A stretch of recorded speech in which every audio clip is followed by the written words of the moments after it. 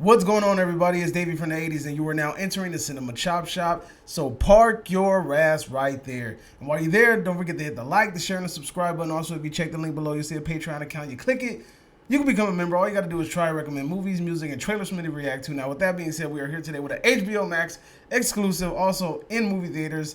Simultaneously, we have The Conjuring 3, The Devil Made Me Do It, starring Patrick Wilson and Vera Farmiga, whatever her name is. Anyway, so they come back to reprise their roles as Ed and Lorraine Warren, and we are in yet another crazy fiasco with the Warrens. The Warrens have published a book, plenty of books that talk about all the type of supernatural events that they have encountered, and this being one of them, with a very prominent case about a man who says that he was possessed demonically, and that's why he killed somebody. So basically this is what that movie is about. Ed and Lorraine trying to prove that this man was demonically possessed by something, in order to, I guess, overturn this decision in the court, or at least prevent him from getting the death penalty. So my thoughts about the movie, the pros about the movie. Some of the cinematography in the movie is really good, right? You have scenery where it's like red, everything else is dark. Really vibrant, really dark colors, but it works with the scenery. You also have the two actors that are reprising the role as Ed and Lorraine. They do a phenomenal job. Most of the cast in this movie does a really good job. Low key, like me and my wife said, the little kid in the movie reminds me of that little annoying, nasally sounding kid from Little Vampire. Y'all know who I'm talking about, the one with the big ass glasses and sounds like his nose is being pinched 24/7. Yeah, that kid. He straight up reminds us of him. But overall, like I said, I like the idea that they were going with the story. How they identified the villain and who the villain was. I thought that was pretty cool. But that's kind of where my compliments stop. This movie is literally following the generic footsteps of most demonically possessed movies. I mean, when you think about it and you think about all the classic movies that deal with spirits and demonic possessions and things like that, you don't see them having to go to such extents in order to prove that how powerful this demon is, right? Like in this movie, I swear it was 2 times, it looks like there's a freaking hurricane going on in the room. And it's just like, it's so freaking, it's becoming really cliche, especially with these Conjuring films. It's like, so you're telling me that every demon that you guys have possesses the ability to rock you like a hurricane. Shout out to the Scorpions. It's ridiculous that these demons are able to do this. Like every fucking movie, it's like the same old thing. Like they're trying to like get the demon out of the body. All of a sudden, freaking wind and windows are bursting and lights are flickering, and all of a sudden, a freaking thunderstorm comes out of nowhere. It's super cliche, and it's kind of like you're trying too hard to fit that atypical horror element, horror stage. You're trying too damn hard. Like it's really becoming like you're trying too hard. And just like I pointed out in, what was that last movie that I watched that had somebody doing the freaking Unholy. Just like in Unholy, I get it. When you watch some demon possessed, like the original demon possessed, you see the people doing like like their bodies are contorting and things like that. But these movies be going overboard. Like these people really be trying to contort and shove their head up their ass in order to prove how possessed they are. And it's starting to get really, really just over the top. Like I get it. You want to prove how demonic this is by how flexible he is. Dope. These demons go to Pilates classes and they can do yoga. That's awesome. But at the same time, it's kind of becoming cliche. You're going to have to try to find another way to freak your audience out because we're starting to become really immune to it. Like I remember when I first saw them doing things like that. Like, I was like, dang, dude, this is crazy. Like, oh, like it makes you cringe, It makes you kind of like, ugh. But now you're watching it and you're sitting here thinking to yourself, well, damn, like I've seen this like a million times already. I'm not like, it's no amount of stretching or contorting you can do that's going to freak me out any further. I'm already used to this already, so it's not something that I haven't seen before. These movies are not trying to go to the extent in order to show you something that you've never seen before. Each and every one of these movies are being atypical, and they're really just kind of carbon copying themselves. And it's starting to get annoying. these movies need to find a way to find some originality. None of these movies are ever going to freaking touch what was The Conjuring. The Conjuring brought back elements, different kind of elements that made you feel like you were in a freaking 80s movie. The clapping element, where the stupid spirit kept clapping or whatever. That was dope. These movies lack any of that originality. And then it's like the main villain is super fucking cliche.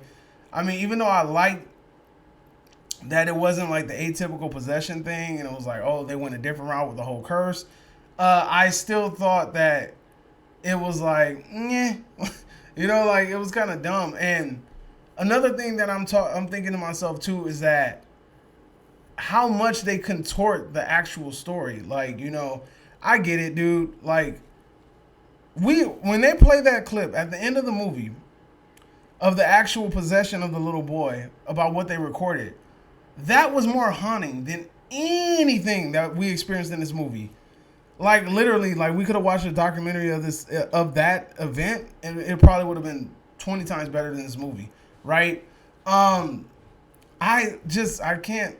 The way that they freaking bend the truth is ridiculous. Like, tell the real story. All you have to do is tell the real story. The fact that you have to bend these stories so much and like, oh, well, let's add in this and let's add in that, and then maybe this could become its own thing. Like, you know, like it's starting to become really, really cliche, especially from the Conjuring universe.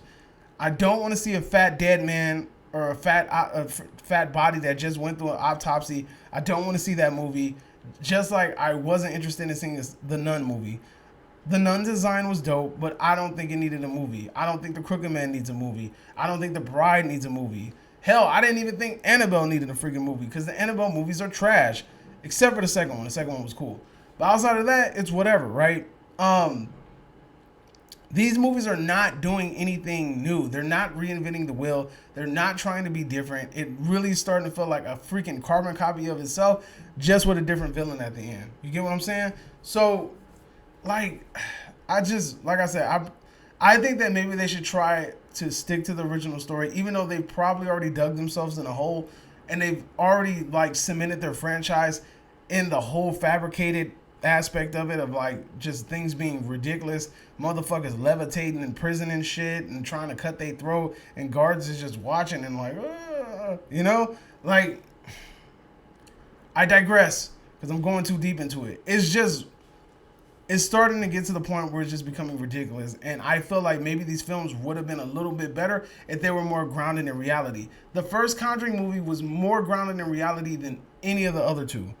Like, you know, like, I'm not saying that the whole Conjuring 1 movie was just like, that's exactly how it was from beginning to end. But when you watch it, you can feel like, okay, this possibly did happen. You feel more of a skepticism, like, okay, this probably did happen, you know? You don't feel like this Quaker Oats white lady at the end of this damn Conjuring 3 movie was responsible for everything. You don't even feel like this woman really even existed. You know what I mean? So that's what I'm saying. Like, you watch these things, you're just like, Valak was like the main antagonist in Conjuring 2. You know, and it's just like, you know, this character doesn't really exist. And this wasn't really who was the real antagonist in the actual story. You just made this shit up in order to sell movies. I don't knock you for it. I think the Nun character is dope, but at the same time, it's like, I think these movies would benefit more if it was grounded more in reality. That's just what I'm saying, you know? Here on the Cinema Chop Shop, we grade movies in 3 ways. Count them 3 ways. We either get bodied and sent to the bowels of hell, meaning your movie was garbage, or you get spared and I tell you how great your movie was, or you get the big fat meh. Now, I'm going to be honest with you. This movie wasn't freaking terrible. I'm just really tired of seeing the same thing over and over. It's a watchable movie.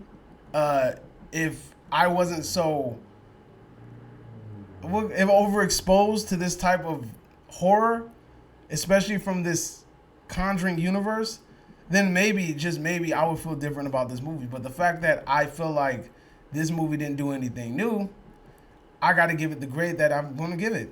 I'm going to give it a big fat meh. Not quite my tempo. Not impressed. But it can be better. Mediocre. Meh. But The TV gave me the impression that... We said meh. M-E-H. Meh.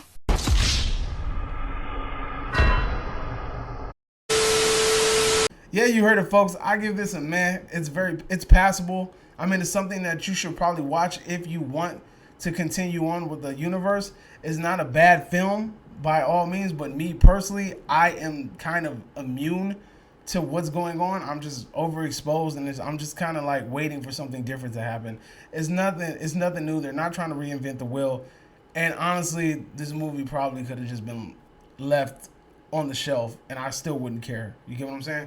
So that's my review. Let me know if you agree. Let me know if you disagree. Whatever the case may be, drop it in the comments section down below. And you are now exiting the Cinema Chop Shop. Hope you guys are having a fantastic day. Adios.